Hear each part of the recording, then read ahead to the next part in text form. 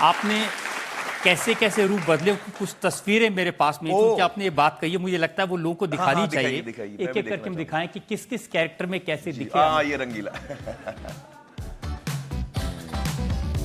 हाँ ये मंगल पांडे, ये दिल चाहता है, गजनी, 3 इडियट्स, धूम 3, पीके, दंगल, ये लाल सिंह चड्ढा, और अब सितारे से ये देखिए लगान का लुक ये।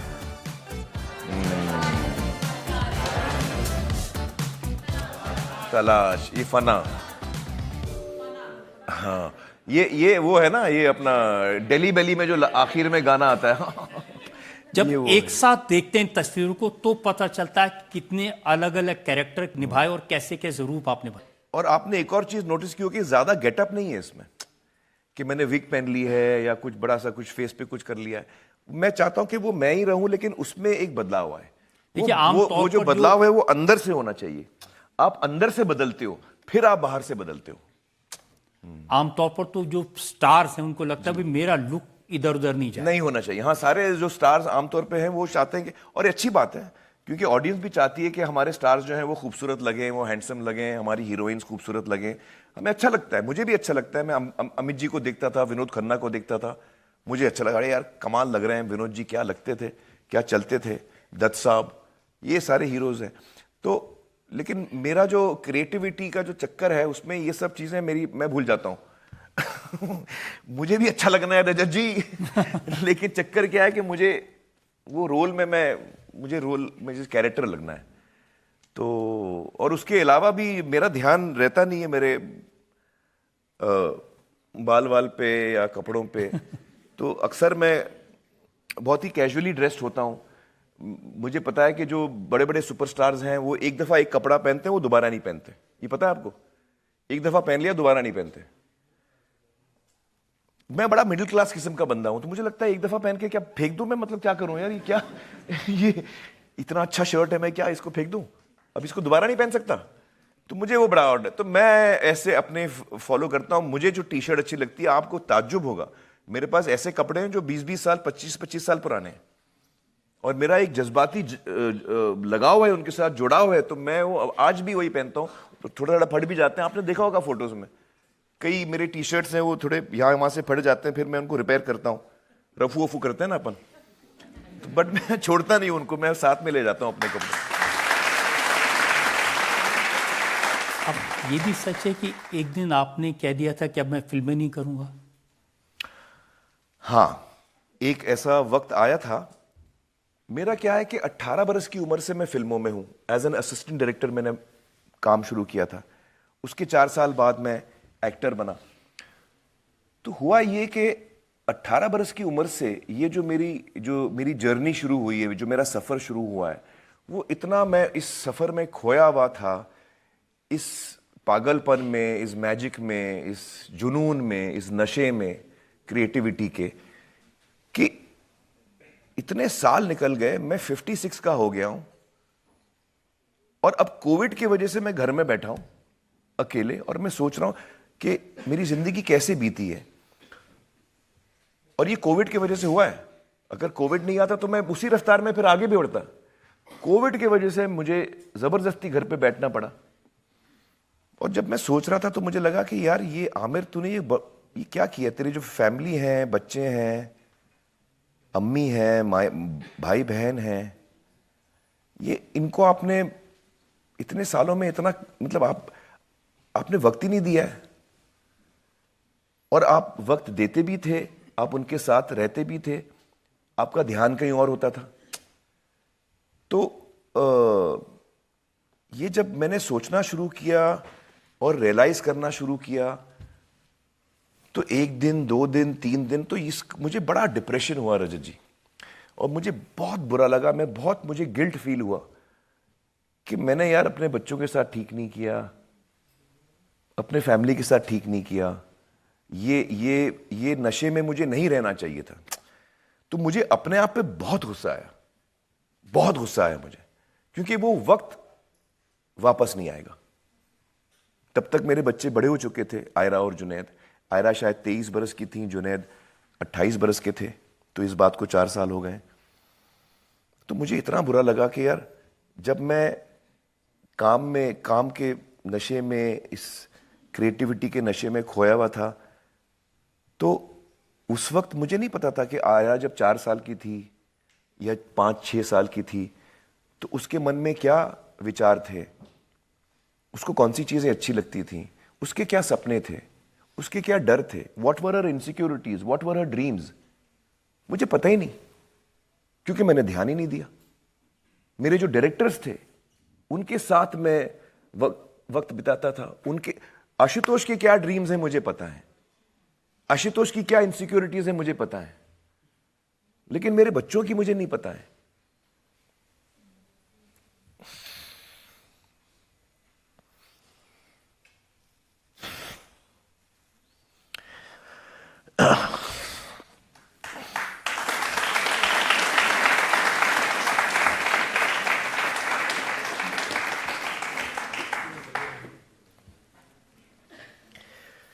तो मुझे बहुत बुरा लगा और मुझे बहुत गुस्सा आया, मुझे अपने आप पे गुस्सा आया कि ये मैंने कैसे किया और कैसे हो गया मुझसे ये। तो मैंने उस वक्त फैसला किया कि अब इसके बाद मैं कोई फिल्म नहीं करूंगा। मैं अब जो है मैं पूरा वक्त जो है अपने बच्चों के साथ बिताऊंगा, अपनी फैमिली के साथ बिताऊंगा। हो गया मेरी। अच्छा, ये लाल सिंह के बीच में था क्योंकि कोविड आ गया था, हमारी लाल सिंह आधी बन चुकी थी, एग्जैक्टली 50% पे थे हम, आधी फिल्म बाकी थी।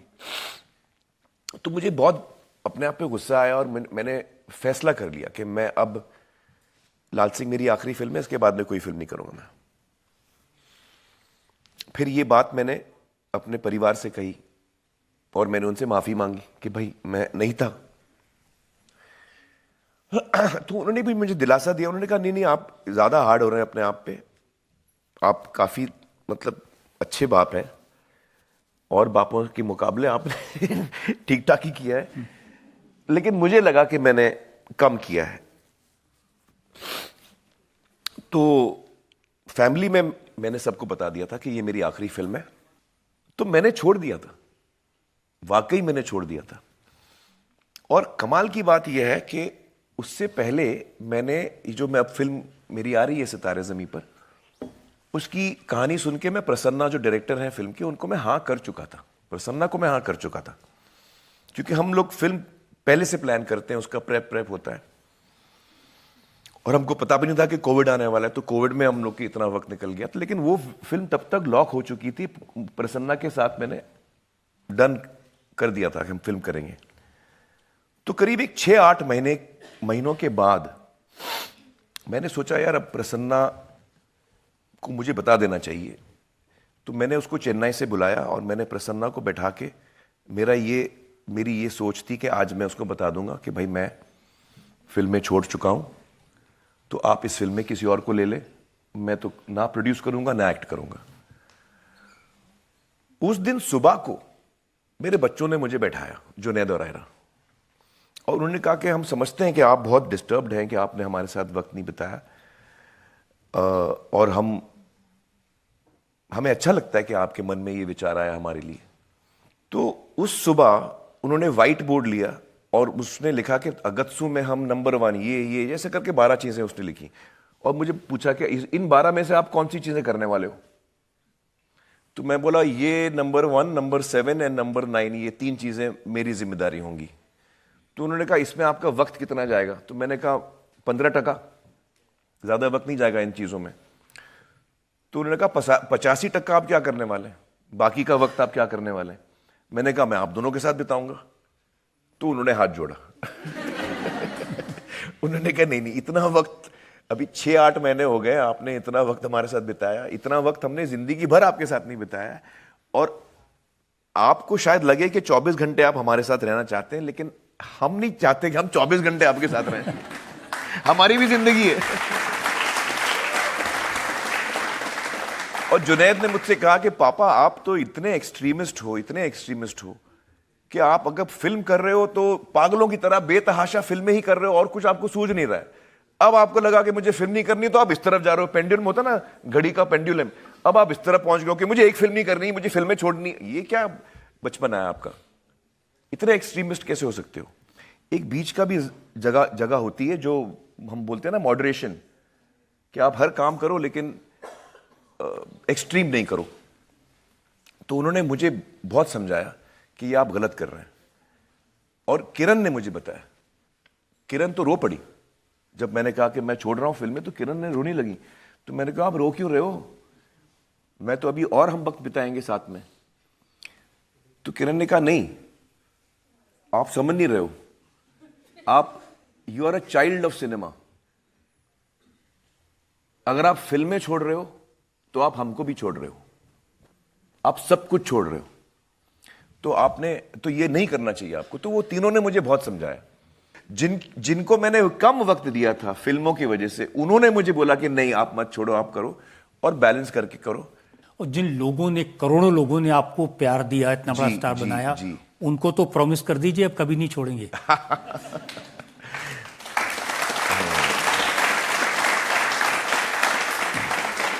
मैं आपको आपके शो पे आज कह सकता हूं कि हाँ, मैं कभी अपनी फिल्म इंडस्ट्री नहीं छोड़ूंगा ना। मैं